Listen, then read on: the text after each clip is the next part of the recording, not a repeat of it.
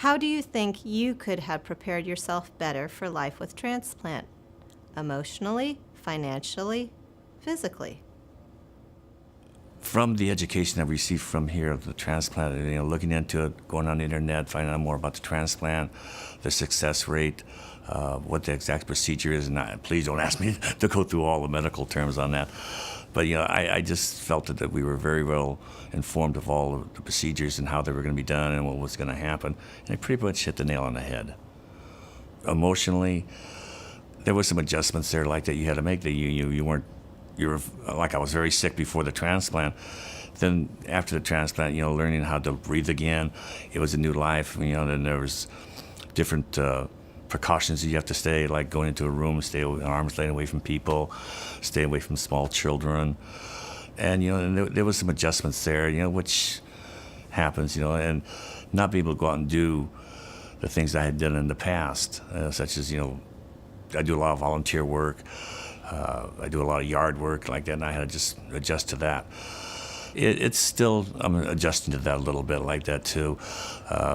It's like, I can't go out and walk as much as I do or exercise as much as I do. I do 3 or 4 times a week now. I go to rehab, and I notice that, I still got a ways to go before I get back up to where I think I should be. Yeah, emotionally, I think right now is what I'm going through. Even 9 months after the transplant, I was a very active person. I worked 60 to 80 hours a week doing something. I'm always doing something, and to go from working 60 to 80 hours a week to sitting and taking a bunch of medicine and doing a bunch of air treatments for your lungs and stuff, and just the time spent and stuff in the hospital, the lifestyle is just so much different, and so it's you're wondering what purpose and what you're looking forward to the next year or so. So it's been a struggle for me as I go along to figure out where I'm at and what I'm supposed to be doing. I'm very grateful that I'm still here, but there's the other side of the coin that what do I do now? I think one of the things that we would do over is on the front end during the preparation, being able to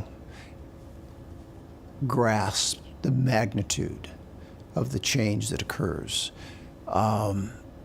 and the things that you're going to have to go through, and the surprises that will medically challenge you. In my case, I had a number of issues that caused me to have to come back to the hospital over the 8 years. I've been rehospitalized 6 times, and I've had about 14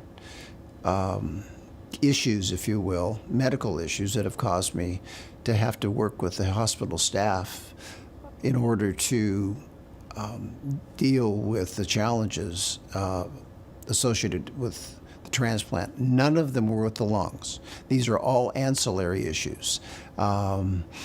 Dealing with cancer, squamous cell cancer is very common with lung transplant patients. Blood clots, aneurysms, an array of issues that have affected me. But my lungs are still well, even though I ended up with what's called trapped lungs, which causes the sac of the pleural cavity to attach itself to the lung, and so I have a reduced capacity now, but it's something that can happen, and it's a surprise when it happens, and you deal with it. But the main thing is I survived all those, and I'm still doing well. To prepare emotionally, I think you're always going to have emotions about it, just based on the fact that it's such a major surgery, and there's always a fear of whether or not you're going to make it through surgery. But again, because of my faith in God, it all played a major part. Financially, somebody's going to pay for it. Some insurance company has to pay for this. And everything went through. And then physically, you have to stay in shape. You have to eat right. You have to do your exercises. I mean, without overextending yourself. I feel that I was very prepared to, to have this procedure and undergo a transformation in my life when I came here for transplant. I was a little uncertain about what it would be like to be immune suppressed for the rest of my life. And I guess what I know now is that it was a piece of cake. It's not difficult. There's not a list of 1,000 things that I can't do or can't eat or can't be around. It's been, just a matter of finding out what things are safe or what's on, that most things that you did before, the reason that you have a transplant is so that you can continue doing those things. So it's just, learning how to keep yourself, away from, infection, et cetera, and things like such as taking care of your skin, which is, something today I have a little Band-Aid on because I had a skin biopsy this week. And that has been one of the main things that's happened since transplant is the skin problems that I would have probably had later on in life have probably come to me a little bit earlier. And I've really had to partner up with my dermatologist to make sure I have, my skin, my entire body skin looked at, like every 3 to 6 months. I think other than choosing to have the transplant sooner than I did, because I drug my feet for a long time, I wish I had known that this was going to take a huge emotional toll on me and to really be gentle with myself in that process of recovering. And I don't know what I really could have done to make that easier because it was just something that I experienced as I did. But I just wish I had known to be a little more patient with myself during the recovery process. Yeah, I would say to caregivers, you'll get an idea of what you're signing up for, but it's a lot. It's a lot. It is truly, truly a lot. It's a huge sacrifice. And it's a sacrifice that's not only going to take up your time, but it's going to probably change you in some ways too, because you are going to experience things with the person you're taking care of, and you are going to experience things with the medical staff, and you're going to see some things that are going to change your outlook on a lot of different issues in life. I would say don't shy away from it. Don't run from it. Just don't put yourself in a mode where you have a tunnel vision of what you think it's going to be like, because depending on how it goes, it may not be that way. It may be much, much harder, or it may be much, much easier, but be prepared for the worst. Be prepared for a bumpy, ugly ride, but when it's over, be prepared to be really happy you did it. My condition before I got my transplant was very aggressive. I did certain things that I knew I had time to do, like I paid off my vehicle, I kind of set up a nest egg, and then I got a support group going, and people donated to that. So I did those things going in, but because it's such a ride once you get the transplant, there are some things you just can't prepare for. I mean, I had a considerable amount of money donated to me, and I burned through a lot of it just on medications alone. So that happens. If you're one of the people who have years ahead of time to know that you're going to need a transplant, then I'd say definitely save money, set money aside, and make plan Bs. In the event that I can't talk, or in the event that I'm incapacitated, who's going to speak for me, and so forth and so on. That's the financial component of it. Being in a hotel so I could be close to UCSF, and making sure that caregivers who were taking care of me were also taken care of. Because life goes on. I had an apartment, and I still needed to pay that rent, so I would have an apartment to go back to. So covering those expenses, covering my medications, covering the drive back and forth for my caregivers, covering airline tickets for them to fly in and out, a lot of those things. Those were a lot of the main costs. Physically, I didn't realize I would be so weak after I got my transplant. And again, a lot of it was a portion of my condition going into it. But it took me a while to be able to get on my feet again and really start gaining weight back and getting stronger. Normally I sit around 230 pounds. At the time I got my transplant, I was 165, and then I woke up at 135. So to get my weight back up to where it is now, around about 200, took a lot of work. I didn't know that when I started taking prednisone, I would eat everything I saw. I didn't know that I wouldn't be able to taste food, which was my experience for 2 or 3 weeks. I couldn't even taste food. But then once all of that started coming back, then the progress started developing, and it was a good thing. But again, there's that emotional burden of, it was hard post-transplant. And for me, sometimes I question if I was supposed to be alive because it was so hard. It was hard before I got the transplant, and it was hard after. But knowing what I know now and going through everything, I'd do it again in a heartbeat. I don't know if there was a way that I could have prepared myself better for transplant. Emotionally, I was in from the moment I was told I was a candidate. I accepted it, and I was in.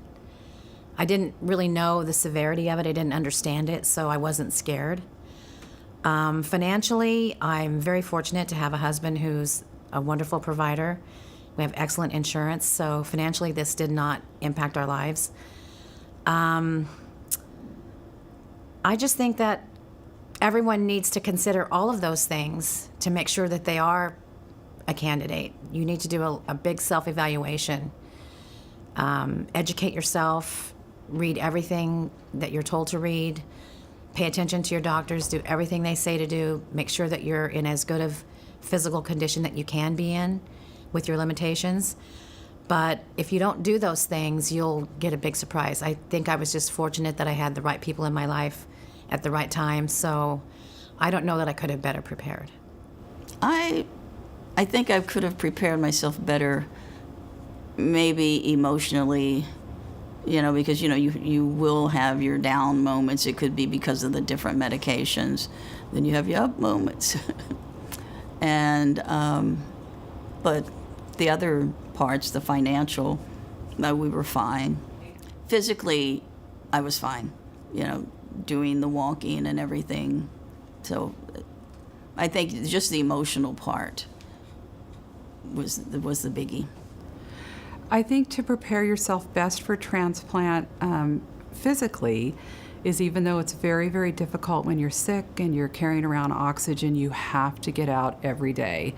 Ride a bicycle stationary, take a walk, lift tiny little weights or soup cans, whatever you need to do, because you're going to need every ounce of strength to get out of that bed when they first make you walk. The other thing I would do, you can't really prepare emotionally except for understanding that when you have a feeling, you just have to go with it. For me, I had some challenges with survivor guilt, and I really had to find some resources to work through that process. I think the things I didn't prepare for before transplant that I wish I had was thinking more about the year after. There's a lot of things that happen that you're just, if I had been aware of them, I think it wouldn't have caught me by surprise so much. You're told about the doctor's visits, but you think, okay, after I'm discharged, after the 6 weeks period, I'm free to go. I'll be good. I'm good to go. And it's really not the case. You're still recovering.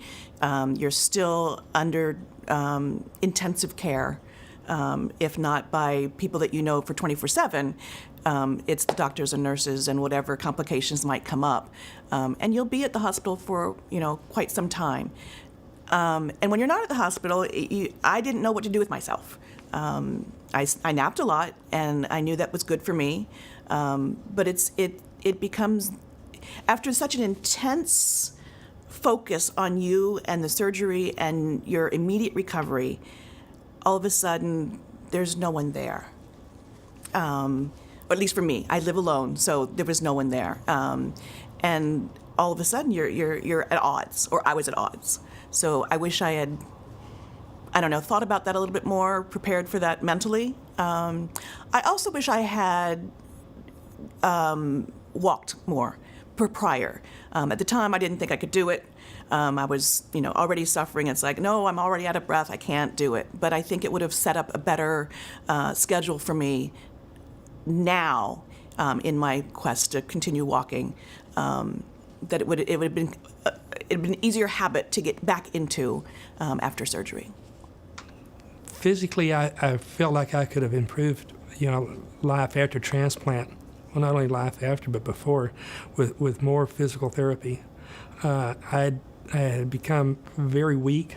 I had a lot of muscle atrophy, and I wished I had been able to and in a situation where I could have done more physical therapy, prepare myself better.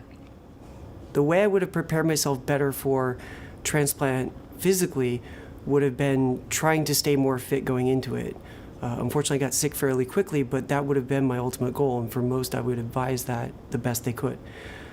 Financially, again, it's trying to think and plan ahead, that if you know it's coming, either start fundraising if that's what you're going to do, start your savings, or make the best plans you can. Emotionally, I think it's just thinking about it. I don't know that there's an easy way emotionally to prepare what you're getting yourself into, other than trying to talk to others who've had a similar experience.